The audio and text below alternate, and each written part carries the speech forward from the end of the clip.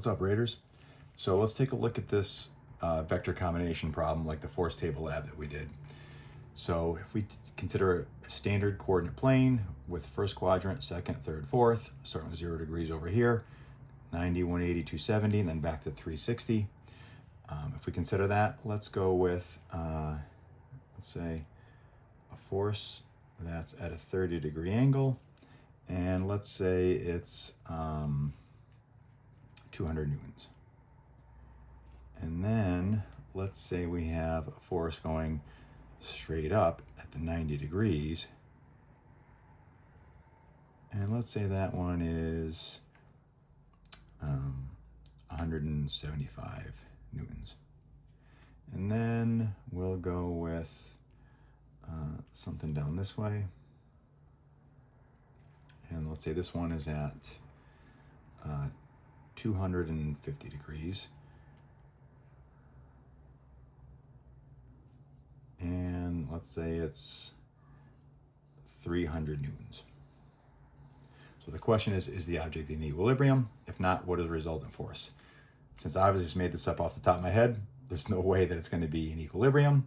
So then we'll talk about that extra little step we need to do at the end, but that'll really just ultimately be like the tip to tail method we did with projectile motion. So remember, force is a vector quantity, direction matters.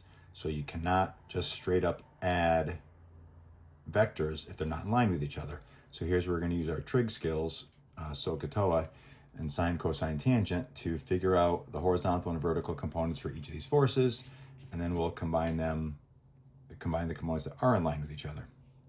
So it doesn't really matter which one you start with first, so we'll call this one force 1, call this one force 2, and force 3.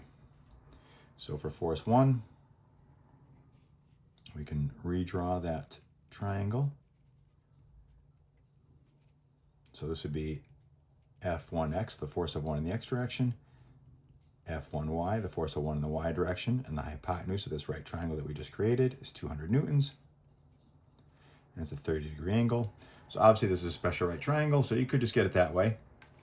And just taking a step back before we bog this down with the numbers, remember just logistically, if it's a force at a 30-degree angle, it's much closer to horizontal than vertical, so correspondingly the horizontal force is going to be bigger. So let's take a look at how we would set this up. So it doesn't matter if you start with sine, cosine, or tangent. You could do whatever you want here. Now it's just a matter of which sides we're looking for. So if we want to get the y component relative to the 30-degree angle, this is the opposite side, and the overall force of 200 newtons is the hypotenuse, so that lines up with sine. So sine of 30 degrees equals opposite side divided by the hypotenuse relative to that angle. So it's the force of 1 in the y direction over the hypotenuse of 200. Multiply both sides by 200. So the force of 1 in the y direction is going to be 100 newtons. So now we'll figure out what the x component is. So relative to the 30-degree angle, this is the adjacent side. So the adjacent side and hypotenuse is cosine. So cosine of 30 degrees equals the force of 1 in the x direction divided by the hypotenuse of 200. Multiply both sides by 200. And again, we talked about the fact that the x component should be a fair amount bigger than the y component because this force is mostly pulling horizontally because it's only a 30-degree angle. As soon as it's below 45 degrees, the x component is going to be bigger than the y component. So the force of 1 in the x direction, 200 times the cosine of 30. You want to make sure that you're in degree mode. So you can check mode. We're in degree mode as opposed to radian mode. So 200 times the cosine of 30. We get about 173.2 newtons. And sure enough, that x component is substantially bigger than the y component, as it should be. And remember that force is a vector quantity, so direction matters. So just like you would do with a standard coordinate plane with number lines, here's our origin, here's our object that's being pulled in 3 different directions. To the right's positive, to the left's negative, up's positive, down is negative. So in the first quadrant here, both the x and the y coordinates are going to stay positive. Now, we caught a little break here in terms of the amount of work we have to do. The second force, since it's directly vertical in the y direction, there is no x component. So we don't even really need to set that one up. We can just say the force of 2 in the y direction is the full 175 newtons. And the force of 2 in the x direction, because there's no component of this that's going horizontal, is 0 newtons. So now let's take a look at force 3. Now, the cumulative reading of the degrees, 250 degrees, you can look at this a couple different ways. You can either look at it as being 20 degrees away from this vertical, or relative to the horizontal, since this angle in its entirety has got to be 90, then this angle is going to be 70, because 250 is 70 degrees past 180. You can do this either way. So we'll do this with the 20-degree angle here.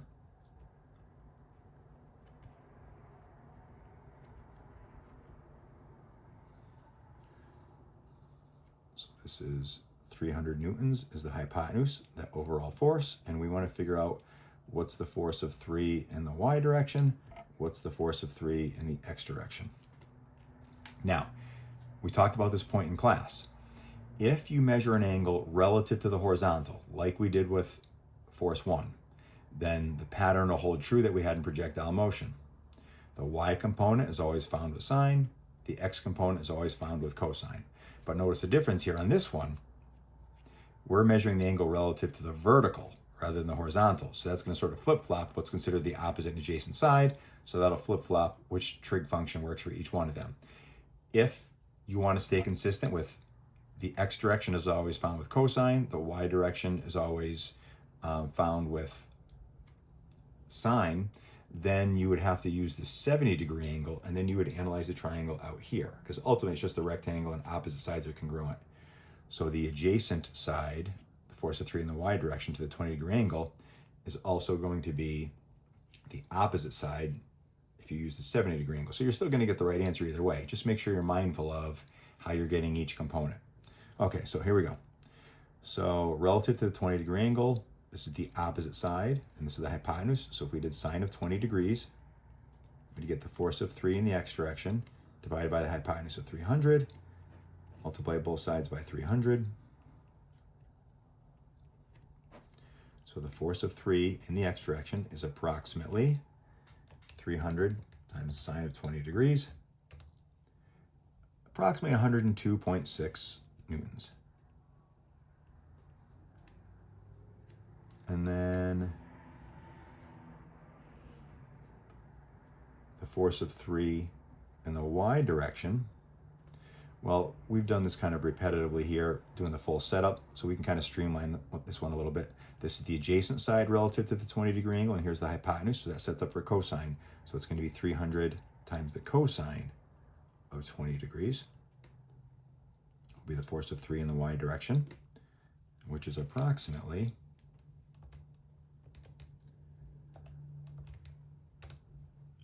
281.9 newtons.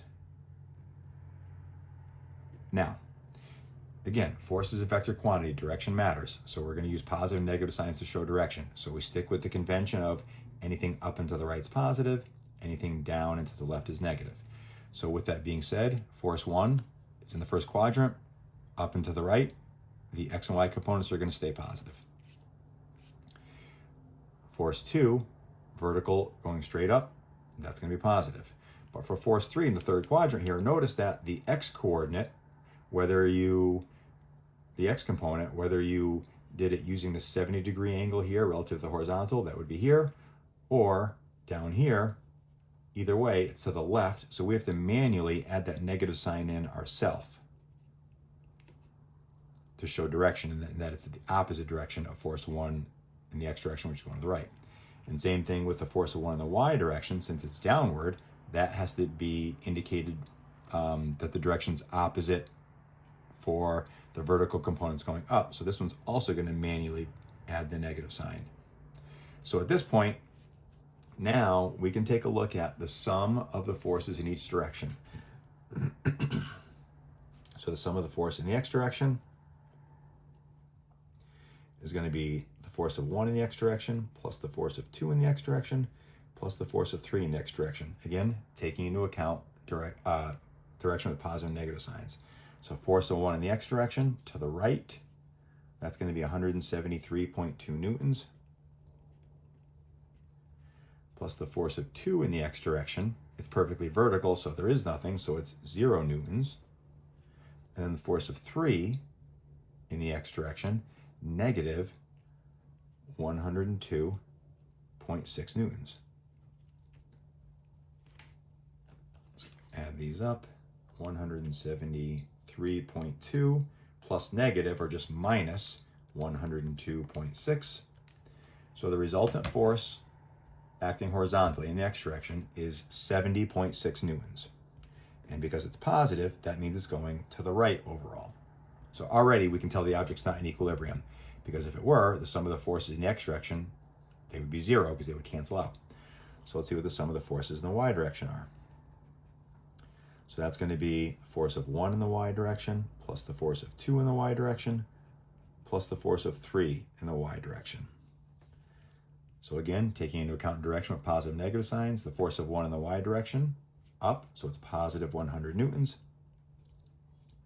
Force of 2 in the y direction, it's purely vertical upward, so that's also positive, 175 newtons, plus the force of 3 in the y direction, which is downward, opposite direction, so it's going to be negative. So it's going to be negative 281.9 newtons.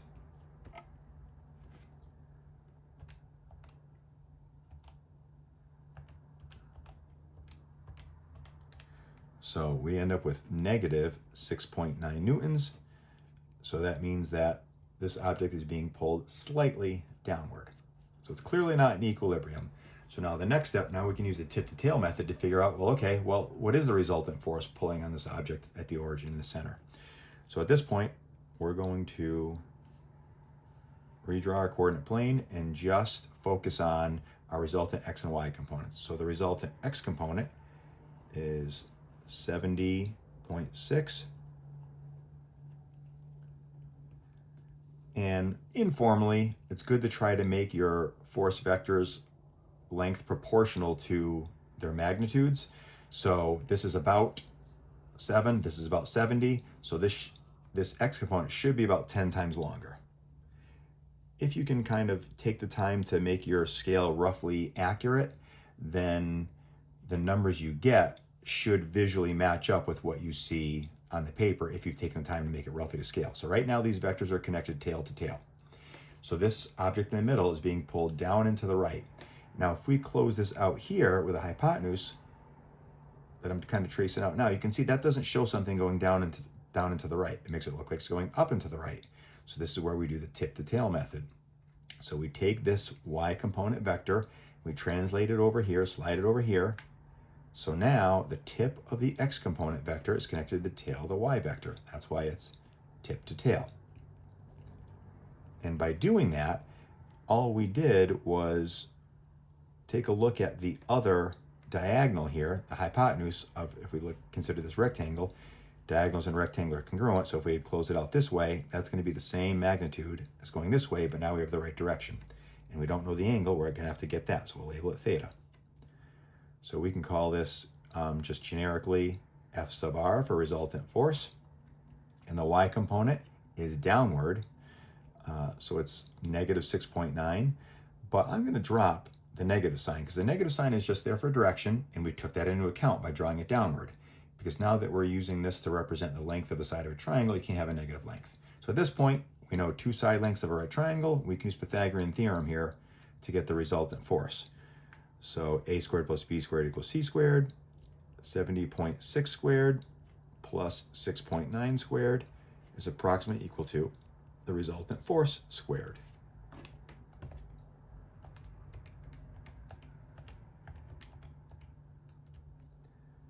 So over here, the legs squared, the sum of them ends up being 5,031.97. It's approximately equal to the resultant force squared.